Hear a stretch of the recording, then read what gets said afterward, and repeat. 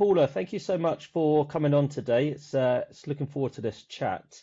If you could just give us a bit of an insight into your career, how you got in this space, and kind of a bit about what you're doing now to support the sector. Thank you. Thanks for inviting me, Josh. Yeah, I've been a nurse for over 40 years. I got into nursing accidentally. I applied for a job which was entitled ophthalmic trainee. The only job that I knew involved ophthalmics was an optician's. So I thought I was going in to be an optician's shop receptionist. When I got to the interview, there was a matron there. It was at the eye hospital, and I started my nursing pre-registration. Oh, I've wow. always enjoyed care of the elderly, even in the 80s when it was a valued geriatric discipline and we had geriatric hospitals. I loved Louisa and Lily and Olive. I can remember some of those ladies. That then went into private care homes. Legislation changed. I became a nurse in care homes and just worked my way in different positions. So I've been a nurse, an intermediate lead, a registered manager, a regional manager, and I've been an NHS inspector with the CCG.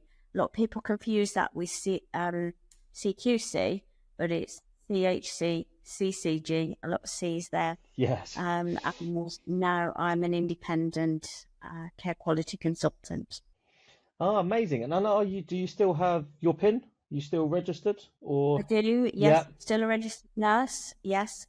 Going to be working with a colleague because I have to revalidate in 2 months' time. Ah, So brilliant, I'll brilliant. be paperwork to do that. Yeah. Okay. No, amazing. And in terms of kind of the work you're doing now, how do you look to? Is that supporting providers? What kind of support are you doing with them at the moment? I have various clients. They normally approach me initially for a quality audit. Most people will call them mock inspections. Yeah. So most people will want to know how they're doing, particularly now that the framework, the new CQC single assessment framework has gone live. A lot of people are a little bit concerned about how they measure up to the I and the we statements. Yeah. I always say nothing to worry about, just keep doing what you're doing. But I get a lot of custom through doing an initial mock inspection or quality audit. And then they usually ask me to come back, do a little bit of support, just keep an eye. The main thing, my main clients are single operators or small group operators that don't have either the finance or the ability to have a regional manager. So they'll ask me to come in and do sort of Regulation 17 checks. If the nominated individual doesn't have a social care background, they usually like someone to come in. It can be once a month, once a quarter, and do that role.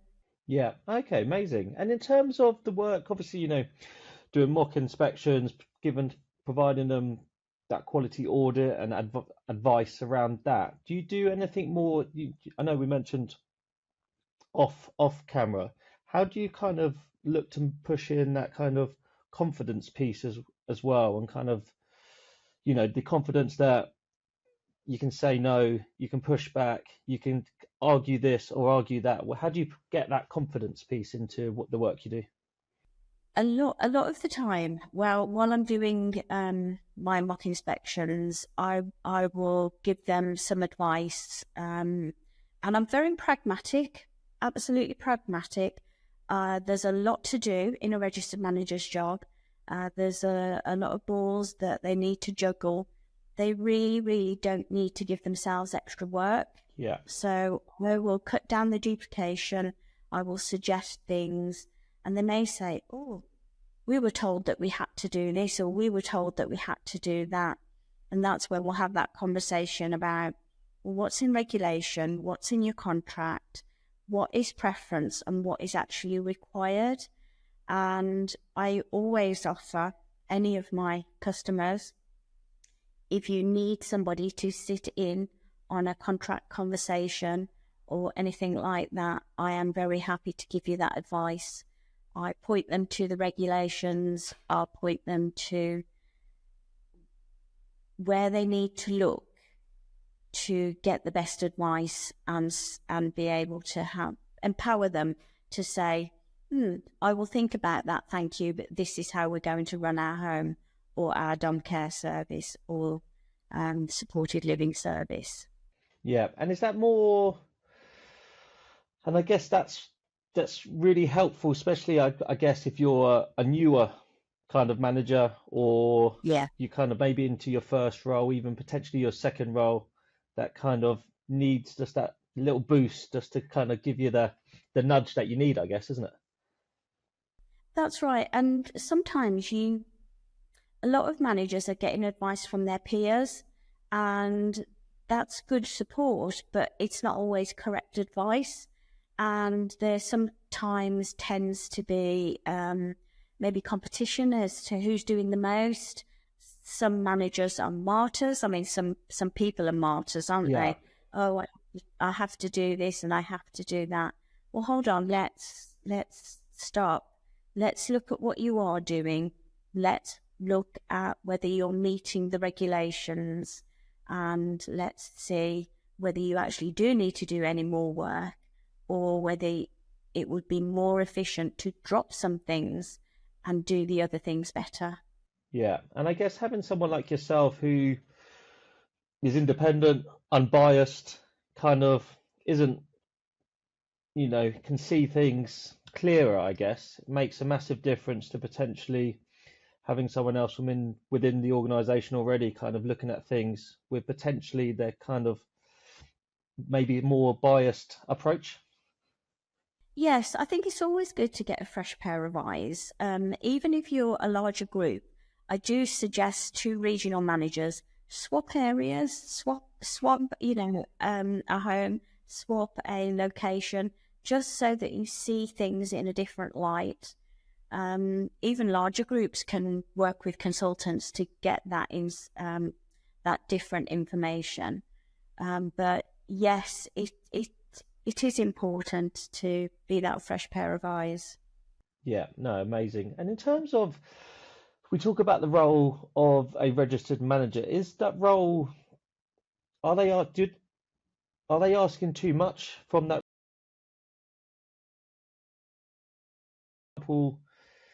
You get someone maybe be a team leader, I don't know, a deputy, moving into their registered role, but then whilst they need the quality, the care factor, then they also have to be very commercially driven these days as well. And it's kind of like, where are you learning these skills along the way, if that Yes, makes sense? exactly. There are some good courses out there, but I say at the moment, being a registered manager of any sort of social care organisation is probably one of the hardest jobs, exactly because you are wearing so many hats. You don't get the training in everything.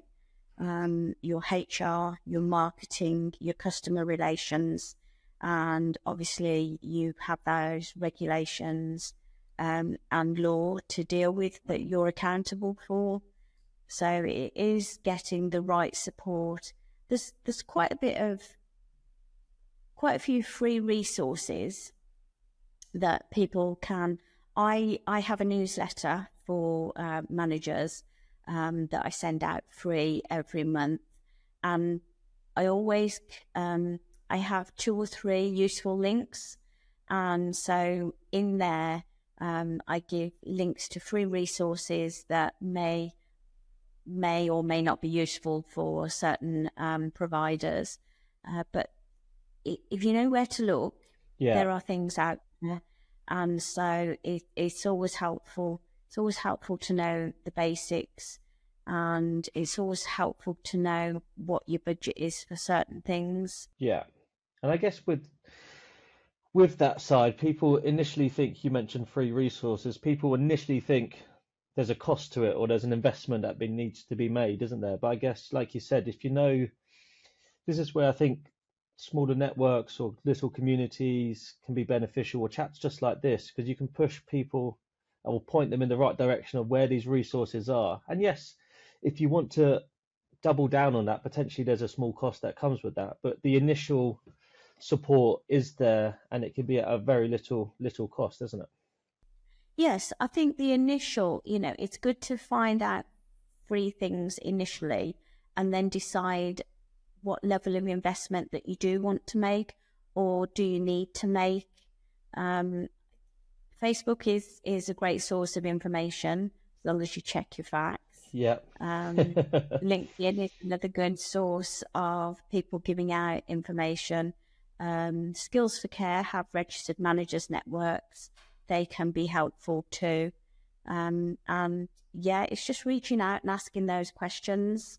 Yeah, no, 100%. And in terms of where that initially comes from, I think it's real positive for registered managers to kind of take their own initiative and be like, right, I do need to improve maybe this or maybe that. I think that's a real positive. But do you think there needs to be a bigger piece from, obviously, if you're a small independent home, potentially, there's you've got less, you're more restricted to potentially what you can do. But if you're a bigger organization, do you think um, that needs to be an investment piece that they need to start doing, or do you think it should always be on kind of the registered manager to find their own path? That's in a way that's a difficult question because each leader is different. Their skills and abilities are different. Their services are different. Ultimately, everything's on the registered manager. Sometimes with the smaller groups, sometimes it can be overwhelming as to where do I start, and that's where myself and other independent consultants can come in and say, okay, let me have a look around, step back, these are your priorities. Again, it can be peer-led if you're in a small group, swap around, go to each other's homes for a day, do that sort of networking. But it's getting those fresh ideas and being supported in what they feel is a priority. Because once the regulatory stuff is done, you've got good care, you've got good staff, then vision and strategy is all part of CQC new framework. Yeah. So deciding on what your vision is for your staff and clients in your service, it's quite an exciting, fun thing to do, to know that you can put your stamp on that service. Yeah. Yeah, no, 100%. I think that's really, really important as well to have that opportunity to do that. In terms of at the moment, the clients you are working with, what are people saying about the market at the moment or the sector? What are the core challenges that people are finding? And I know there might be a few. Am I allowed to say? Am I allowed to say? Well, let me say, there are some very, very great people working in CQC, but the leadership and the way this has been rolled out has been horrendous. The funding, the social services, the local authorities, they have their own difficulties, and that then presses on services, both in terms of funding and support, because if all of a sudden you can't meet someone's needs, they've deteriorated, and their needs are more than your service can offer, the support to actually move that placement is almost non-existent. So that again is a challenge because managers are responsible for keeping their service safe, and they can't if resources are directed to somebody whose needs are now much greater. And then even simple things like the CQC portal not working. Yeah. it takes a long time to fill out a form and email in it, keep a copy for your records, space to print things out, or, knowing where to put it on your computer.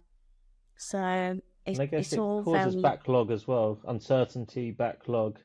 People don't know what to do. yeah, Like when's it, and I think, especially in this sector, I think, uncertainty is not a good place to be in. You want kind of clear, concise, know what's going on, and then people can kind of plan and move forward, I think. yes, they need to be able to do their jobs properly. And when technology fails, it's so frustrating. It just adds another level of burden to what they're already juggling. So it has been quite frustrating. Yeah. And then I think, funding is a big issue for everyone. Trying to deliver the same level of care when your costs are going up.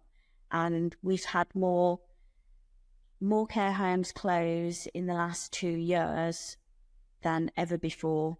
When I think was it last year, we had fewer care home beds than opened.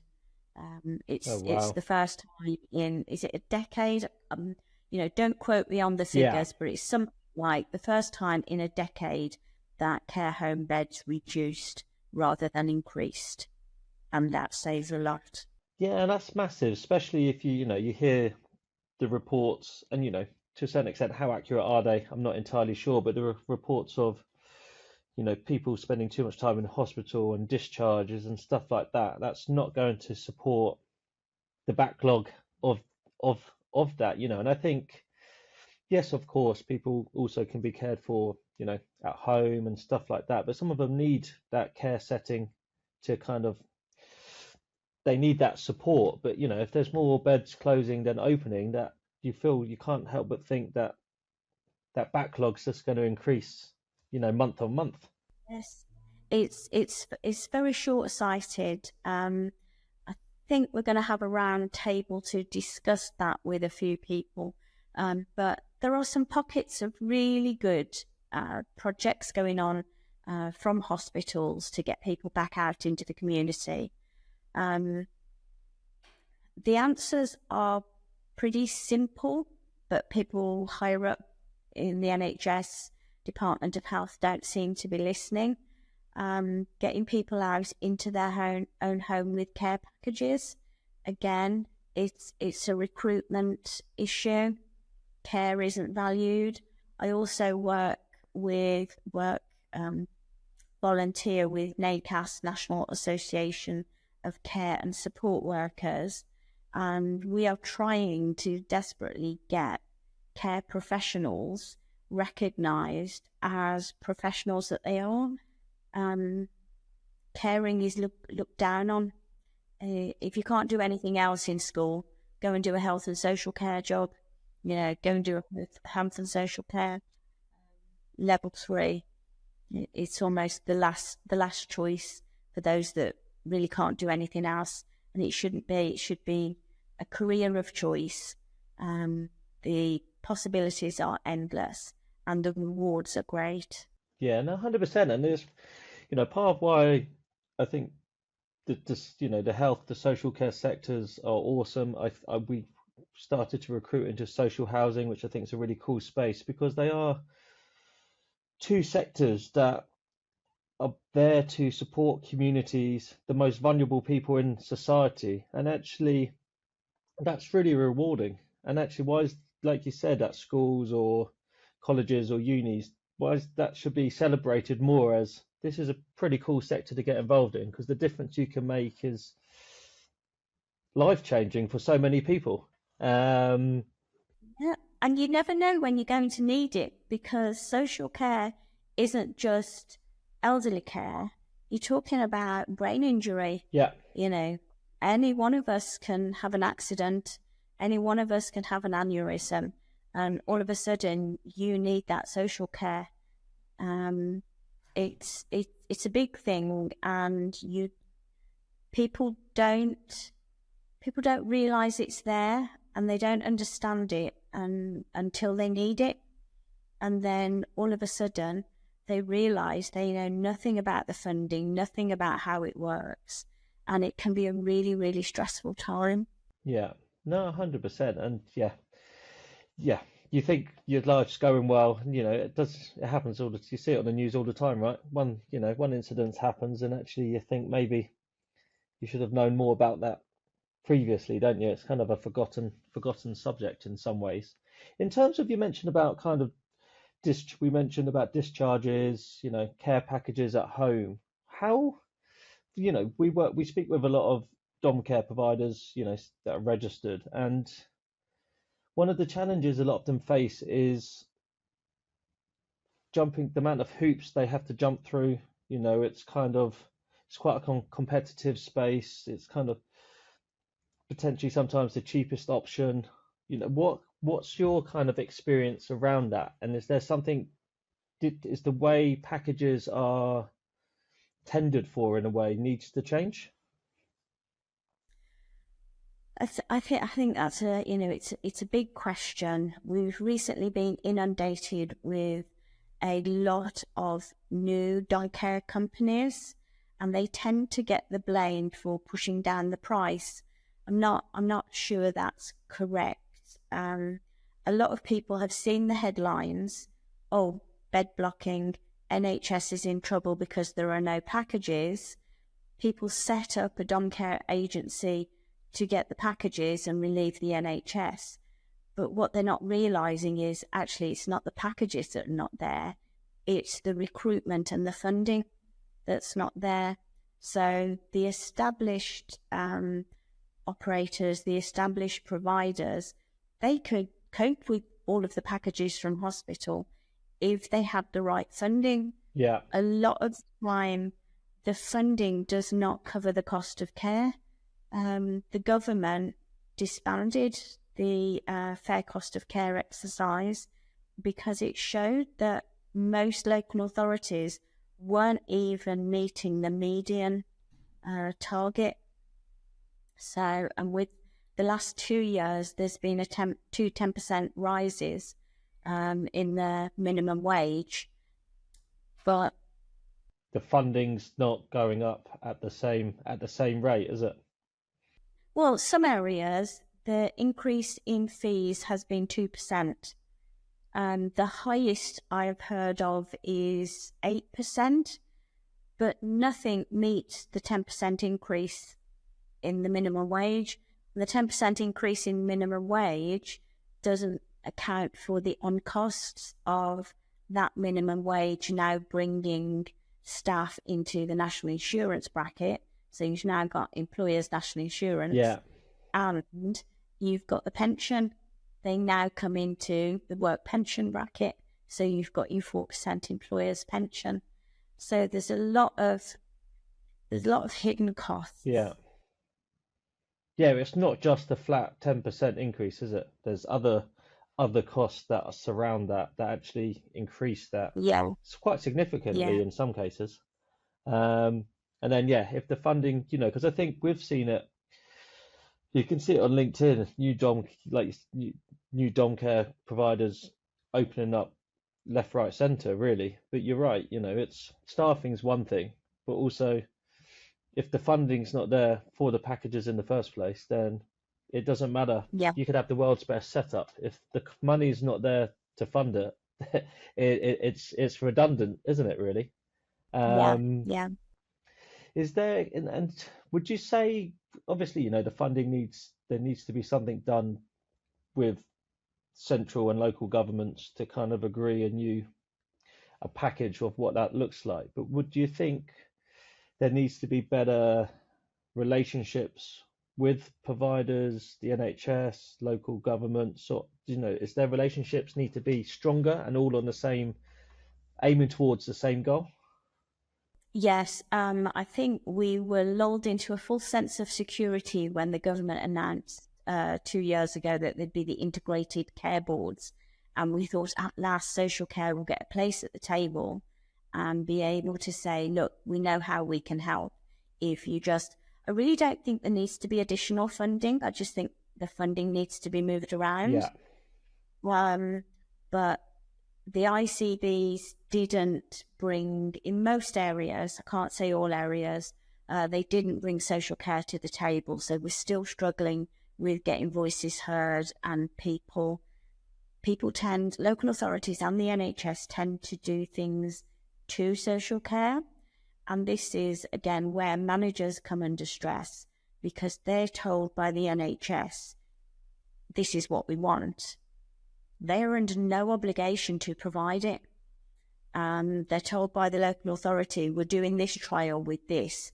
They're under no obligation to go along with the trial and say, yes, we will use that piece of equipment. And it's empowering people to say, how will that benefit us? Will you fund us for the extra work that it's going to take to give you the data? And making sure that social care isn't the lackey, isn't the one that jumps when the NHS clicks its fingers. It is a discipline in itself, Yeah. and managers and staff need to be empowered to know that. And it's almost not the answer. Like there's other stuff that needs to be done, but in terms of, supporting NHS backlog, getting people out of hospitals, getting people into comfort living again. Do you know what I mean? Social care Yeah, is part of the answer to that. So they need to be heard. it's the only answer, Yeah, because if it wasn't for social care, they would stay in hospital. yeah. So it's Social madness. care, it's very short-sighted, but I think it's historical. I could stay all day and No, talk no, of about it. course. And I think, it's Yeah, definitely it's the answer that is staring them in the face. But yes. it's going to take someone to go against the grain and say, actually, this hasn't been working. We need to change it. And I think that's part of the difficulty until social care providers come together as a network, come together as a body and say, no, we're not going to do that. I don't think, because there are so many independents and the big five can make decisions for the rest of us that don't always work. There will always be someone that'll say, yeah, I'll do that for that price. And once you start undercutting, it's a race to the bottom, as they say. And I think that's just, you see that in recruitment. And I think some recruitment costs, and you've probably experienced it working in the services, are far too high. Mm-hmm. And I do think there's an element of taking advantage of the situation. But then also you go too low to undercut. Yeah, like you say, it's the race, and then the quality goes because people still have to Yeah, keep the lights on for an office or to pay their staff. So yeah. I get what people try to do by trying to be a cost saving option, but if you drive it too low, the quality It's is a going with it. Yeah, false economy.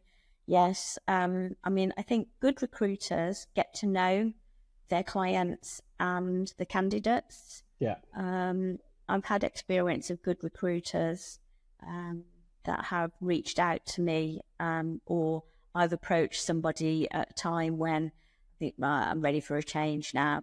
And they will say, let me think, let me look at your experience. What do you like? What are your skills? And then point me in the direction of a couple of vacancies. And I think that's important as well. When you're working with a recruiter, to always give them exactly what you're looking for, yeah, not just, can I have a deputy, please? Okay, I need a deputy, this much supernumerary. They'll need to do the audit, so they'll need to have some clinical skills. They will be doing some of the disciplinaries, so they need to have some people skills.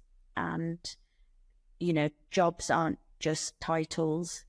yeah. And it's a lot of, I think it's all about the brief of every home's different, has different kind of residents, has different staffing teams. So, just you could be a great deputy, but you've got to find your surrounding that works for you as well. And I think that really needs to come, in the recruitment piece and the retention piece to make sure people stay for X amount of time, Yeah. that a culture fit and a personality fit are, Yeah. arguably as important as the skills that you're looking for to start with. And I think that's not always the case in what I've witnessed, I guess.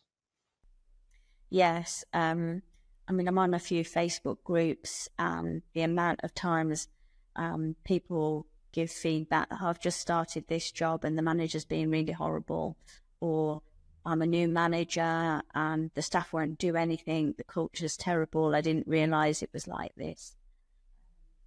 So it it's not an easy job being a good recruiter. No, it's hard, and it's people seem to think it is. They see it's like, yeah, dom care agencies. People just open up recruitment companies left, right, centre as well, thinking it's you just Yeah, pick up a phone and you put someone there and you put someone there, and then jobs are good. But yeah, there's definitely, if you know what you're doing, there's a significant more amount to it than just putting people in yeah, services.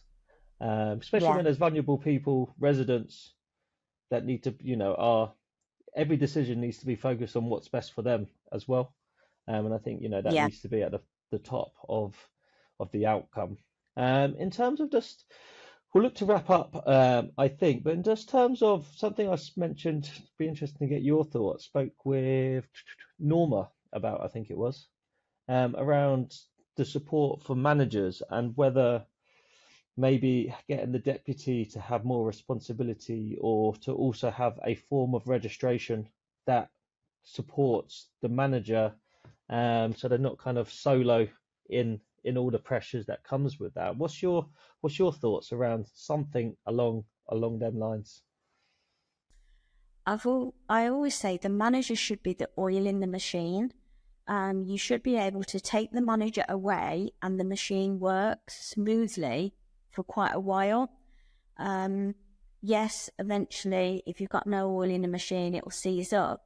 But the manager should be that point of contact that knows everything, that isn't a major cog, Yeah, but they're an important part because they're making sure everything turns well. So managers do need support to learn how to delegate, and um, they need support from their provider, or they need support from their regional manager, and they need support. They don't just need extra tasks. So I know Norma has got her wellbeing courses that she's doing. And one of the things I'm offering is an online package so that people can have information about CQC standards, but then also monthly meetings or one-to-ones, depending on what they choose, because a lot of people don't have the support from the provider. yeah. A lot of people don't know where to go to get that. And Skills for Care have got the registered managers networks, but they're not always active in every area. So I'd like to really get some groups of people really well supported.